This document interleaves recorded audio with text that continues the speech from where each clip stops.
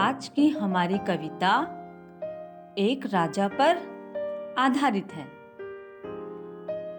इस कविता का शीर्षक टेसू राजा बीच बाजार है और इस कविता के कवि निरंकार देव सेवक जी हैं।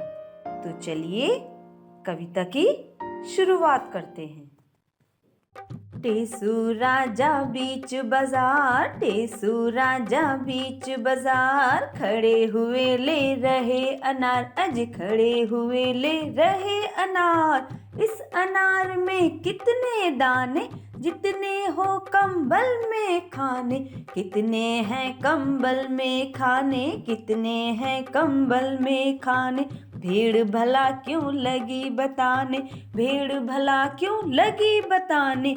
एक झुंड में भेड़ें कितनी, एक पेड़ पर पत्ती जितनी, एक पेड़ पर कितने पत्ते, एक पेड़ पर कितने पत्ते। जितने गोपी के घर लत्ते, जितने गोपी के घर लत्ते, गोपी के घर कितने लत्ते, कलकत्ते में कुत्ते जितने। 20,23,000, अज 20,23,000, दाने वाला एक अनार, अज दाने वाला एक अनार।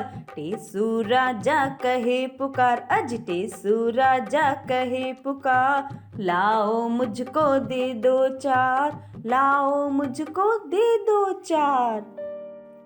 अब हम आपको इस कविता के बारे में बताते हैं कि इस कविता में एक राजा है जो घर से अनार लेने के लिए बाजार की तरफ निकले हैं। तो राजा अनार वाले के पास जाकर पूछते हैं कि भैया इस अनार में कितने दाने हैं।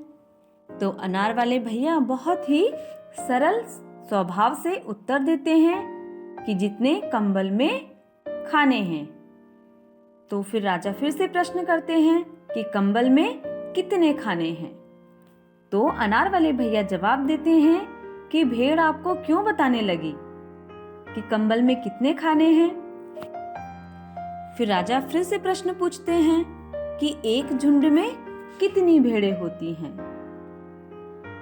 अनार वाले भैया फिर से उत्तर देते हैं कि एक पेड़ पर जितनी पत्ती होती हैं। राजा फिर से प्रश्न करते हैं कि एक पेड़ पर कितनी पत्ती होती हैं। अनार वाले भैया फिर से जवाब देते हैं कि जितने गोपी के घर लत्ते हैं, लत्ते मीन्स कपड़े, गोपी के घर कितने लत्ते हैं। अनार वाले भैया फिर से जवाब देते हैं कि कलकत्ता में जितने कुत्ते हैं। 20,23,000, दाने वाला एक अनार। अब अनार वाले भैया राजा को बताते हैं कि 20,23,000, दाने वाला एक अनार, मतलब एक अनार में 20,23,000 दाने होते हैं। तो राजा सुनकर खुश हो जाता है। फिर राजा बोलता है, राजा अनार वाले भैया को बोलते हैं कि अब मुझे आप ये अनार दे दीजिए और 4 अनार मुझे और दे दीजिए।